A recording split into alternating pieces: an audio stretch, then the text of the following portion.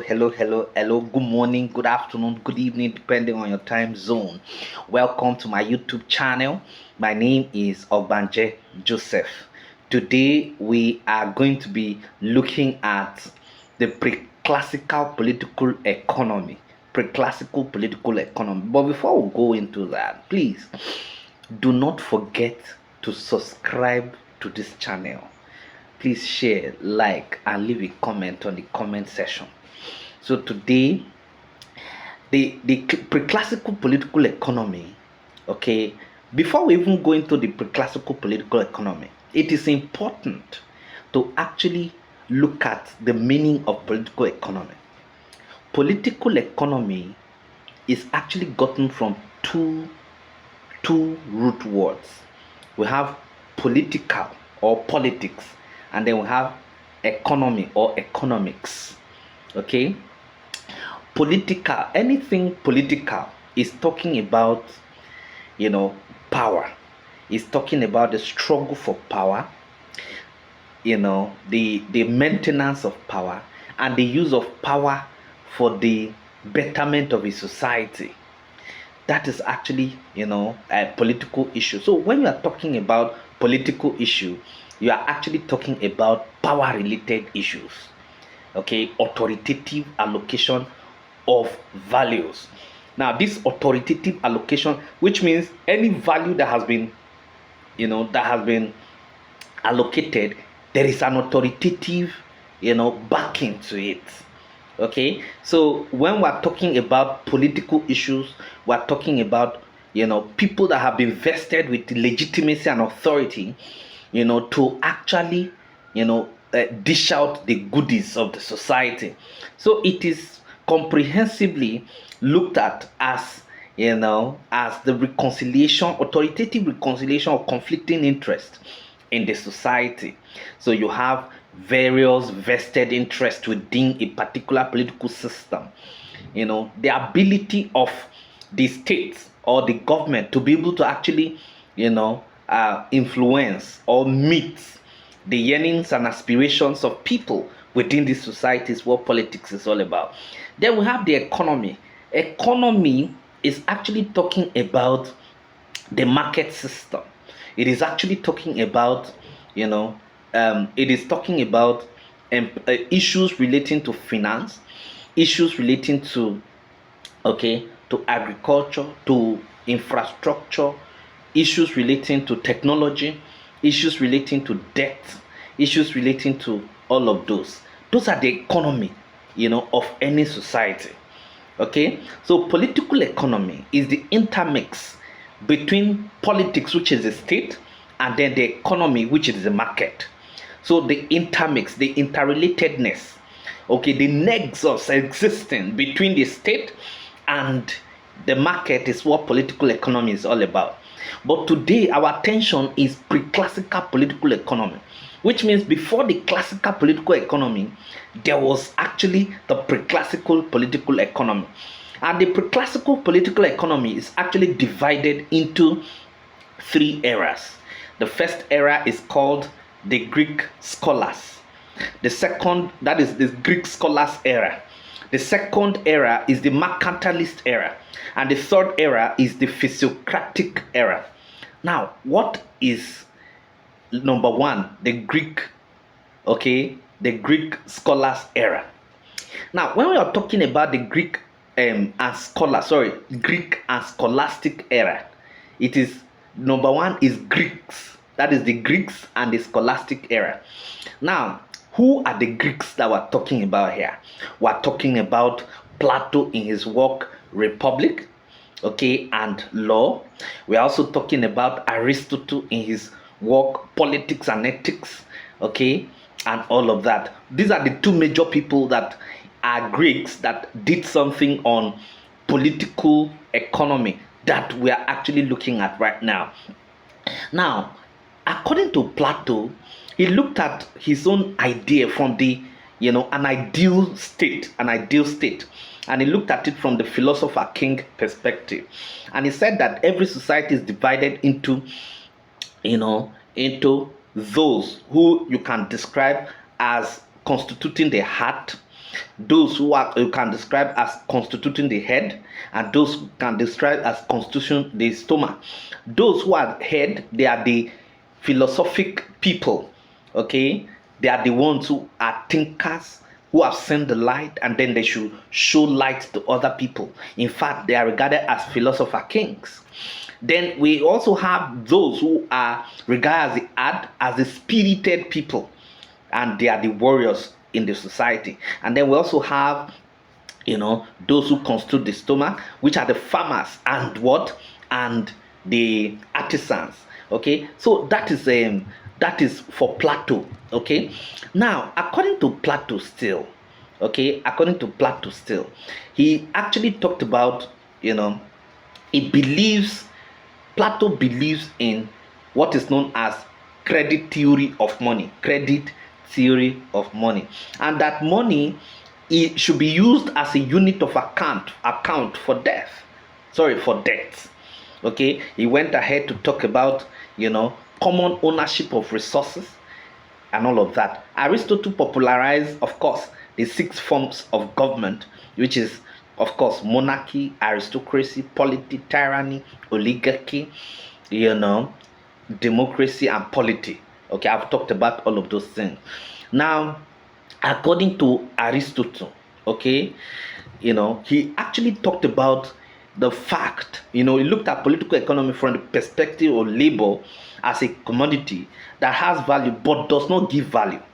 Labor, that labor is a commodity that has value but does not actually give value. He talked about the value and exchange value, and anticipated the role of diminishing marginal utility in price formation.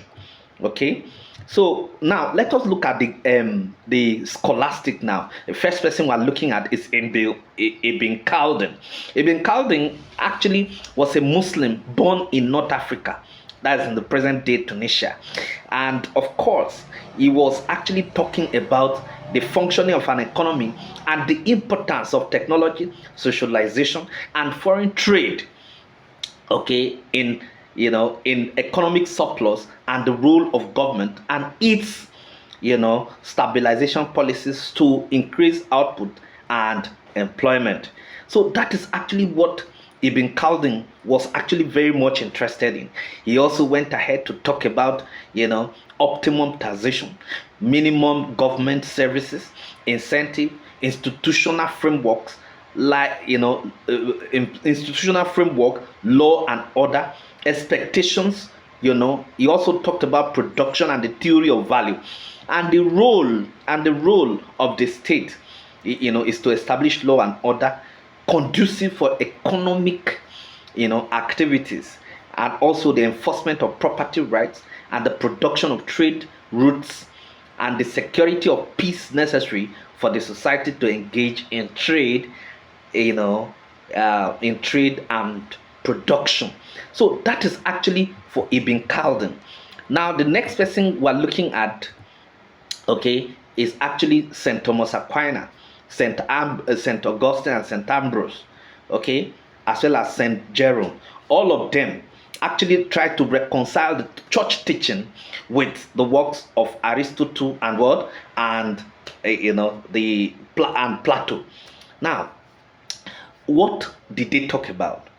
They are actually talking about the economic problems, okay, and how, in the process of excessive quest for economic resources will make people to actually commit sin in the society.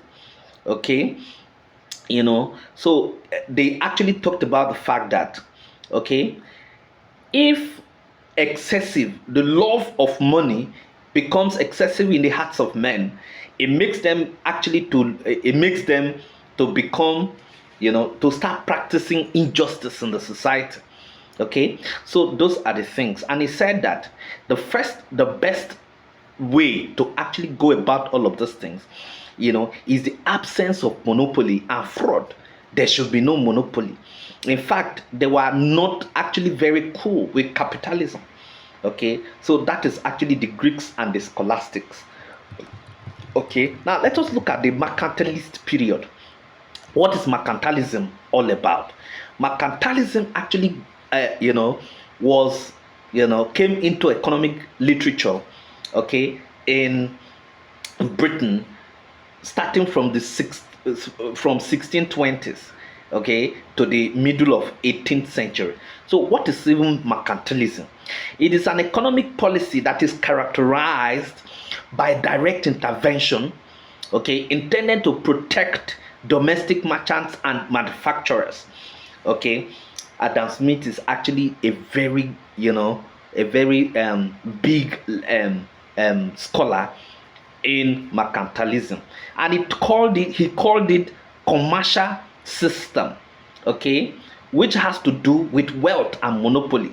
What are the major features of mercantilism? It is actually interested in state building, monopoly of trade, global accumulation, and balance of trade. Simply put, mercantilism is actually state's intervention in the economy. Okay, so those are the things. Now it is also talking about the, the economic nationalism. That is actually what mercantilism is actually all about. It talks about the protection of industrial growth and international trade, and all of that. So the last thing under, the pre-classical political economy is the physiocracy or physiocratic era. Now, physiocracy is actually gotten from a Greek word meaning verment of nature. What does that mean? Physiocrats are actually of the view that for a nation to make progress, for a nation to actually make progress, it must go back, such a nation must go back to agriculture. Such a nation must actually go back to nature. The nation must go back to nature. You understand? Because according to them, cities that actually, cities should be left, okay, alone, you're from actually, participating, or yes, yes, nations should be left alone from participating in artificiality, and attention should be paid to the natural styles of living. Okay, so it is actually a French word, okay, physiocracy. You understand? But it has a Greek, root. But we have some French scholars like Franco Quincy. We have Jack Turgot, okay, that actually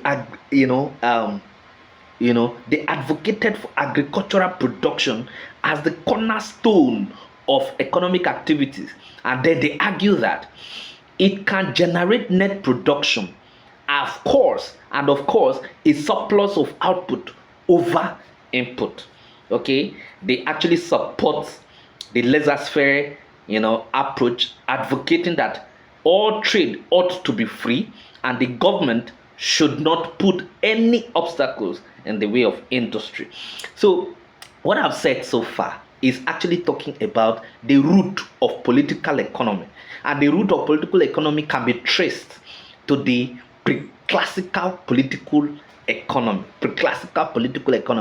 And I started by talking about, the first stage of actually looking at political economy, which is, the first era is the era of the Greeks and the scholastic. You understand? Under the Greeks, I talked about Plato and Aristotle. Under the scholastics, okay, I actually talk about Ibn Khaldun. That Muslim scholar. I also talk about Saint Augustine, Saint Jerome, Saint Thomas Aquinas, and Saint Ambrose. Okay. Now, thereafter, the second stage, which is the mercantilist stage, I also talked about mercantilism as state's intervention in the economic system of a society, which was actually the root of state's intervention in the economy. I also talked about number 3, which is the physiocratic era. Okay, and I told you that it is actually a French word that has a Greek, root. And I told you that, okay, that physiocracy is actually vehement, okay, of nature. That is going back to nature. Thank you very much.